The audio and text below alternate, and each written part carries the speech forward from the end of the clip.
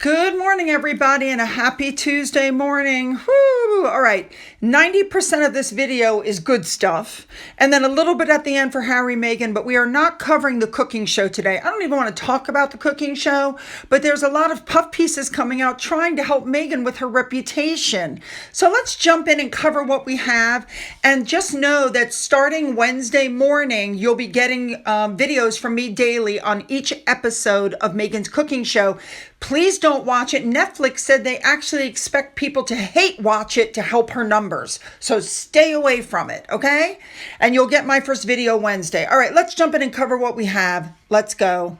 To start with, this was put out on Sarah's Secret on Twitter, which I thought was really interesting. Ellie Fanning wore a Cartier diamond necklace to the Oscars the previous night, and it looked very similar to the necklace worn by the Duchess of Windsor. She had a Cartier diamond and emerald tiara, but Elle's necklace was made in 1958 and Wallace's tiara was 1949. All right, let's keep going. And next up, we have Sophie, the Duchess of Edinburgh. Don't forget, she is the Royal Honorary Colonel of the Queen's Own Yeomanry. She visited the War Cop Training Center in Appleby in Westmoreland, and I think she looks great in khaki.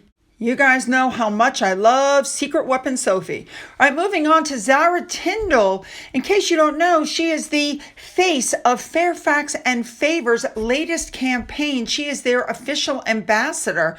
So they took some fabulous photos of her in some gorgeous clothing. Now, she said that she was influenced by her mother because she said her mother said it was very important to wear amazing, tailored, leathered, weather-appropriate clothing and accessories so that you're comfortable in any weather.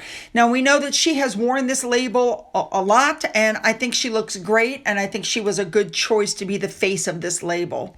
All right, let's keep going. And speaking of Princess Anne, she visited Nunney's Farm in Grimsby on February 28th. This is a not-for-profit community farm which promotes healthy living through access to animals and nature. That sounds like something up Catherine's, alley. Let's keep going. Looking good as always. Now let's move on to King Charles. On February 3rd, he received Canada's Prime Minister Justin Trudeau at Sandringham House. This is the second time that the pair have gotten together and met this year. And I believe that visit took place after Charles was seen going to church that same day in the morning. All right, let's move on. All right, this next story was so sweet. You had this little 8-year-old boy.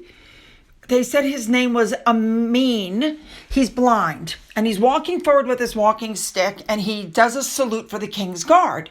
Well, obviously, he can't see the King's Guard, but the King's Guard then stomped his foot on the ground to let the kid know that, he was there and he was, saluting him back. And in the video recording, you can hear the father say to him, "Hey, did you hear that? That was the King's Guard." All right, let's move on. Next up, I want to talk really quickly, just touching on it, this Candyland game. Yes, it's a personalized game because everything they have is top-notch and personalized and super expensive. So absolutely, this is being merched. Just wanted to say that. Let's move on. And they were also almost immediately merching the outfit that Lily was wearing. So again, lots of merching. All right, on March 1st, for some reason, Harry and Meghan's visit to Nigeria came up again. And they're saying that the Foreign Office had no role in planning this event and that the trip was a royal tour in everything but name. But what they were really talking about was the fact that Meghan was ignoring Harry. Meghan was making sure that she was the center of the tension, that she was in the middle of every single photo. She didn't even allow Harry to stand beside her when they were taking those photos. She was getting the gifts. He was just standing there. And I cannot figure out for the life of me why this is suddenly becoming a thing again. I don't understand why this is being brought up again, but it is. Because on the 1st, they also brought up what happened after the Queen's funeral during the walkabout, when they were greeting hands, when Harry and Meghan walked up to people, and Meghan had a handful of flowers. The protocol is to hand the flowers to the private secretary so the royals can continue to shake hands, but Meghan wouldn't hand the flowers over. So when the guy asked for the flowers, Meghan supposedly said, "Would you like any help with those?" To which she said, "Oh, thanks, some are over there," or "I'll put them over there, but thank you anyway. Appreciate it." But keep in mind, it wasn't what she said, it was how she said it. And by the way, they don't want them to hold the flowers in case somebody hands them something with explosives or, something in it. So here we had another instance, and Meghan didn't want to hand them over, and Harry intervened and literally was like, "Hand them over, Meghan." Yeah. All right, moving on. So Tuesday morning, of course, it's the morning that the show dropped. And so Harry and Meghan are doing absolutely everything possible to help her profile.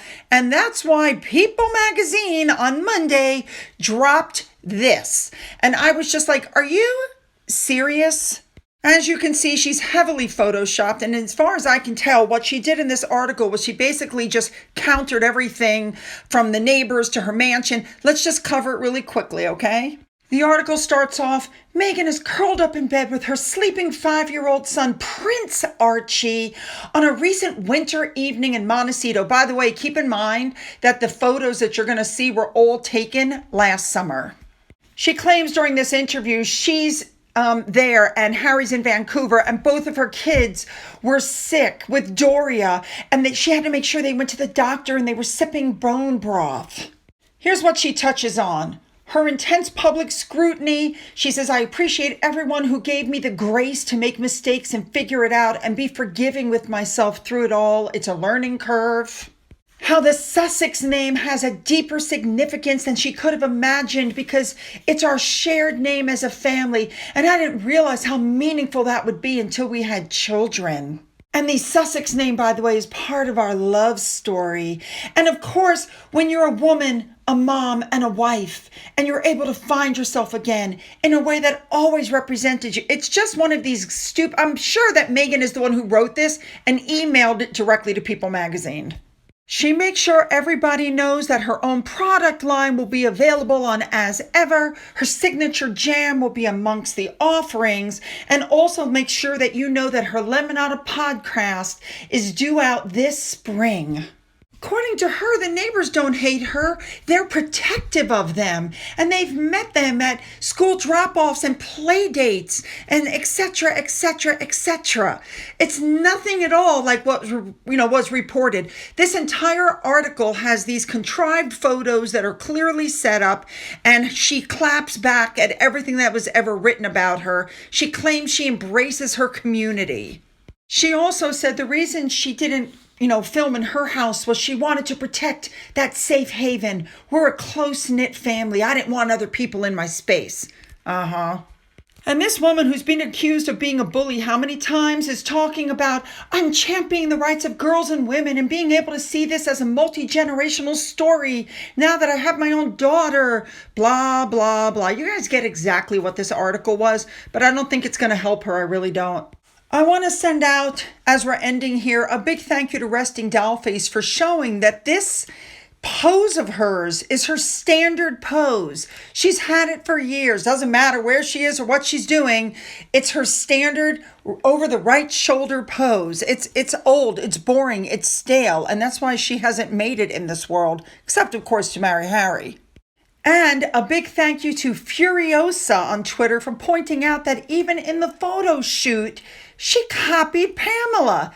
I mean, it's never-ending copycat. This is going to be horrible, but I'm going to take the hit for you guys. Now, as it's Tuesday morning, the show is dropped, but on Monday, yesterday, she dropped another trailer. Make sure to look at the words at the bottom of the screen. See where a rainbow is coming together here? And you don't have to do a big platter of this. You could do this with one small roll for your kids for breakfast, genuinely. And it makes the morning a lot more fun. Can I just show you if I made just one? Yes, please. Just a little morning plate.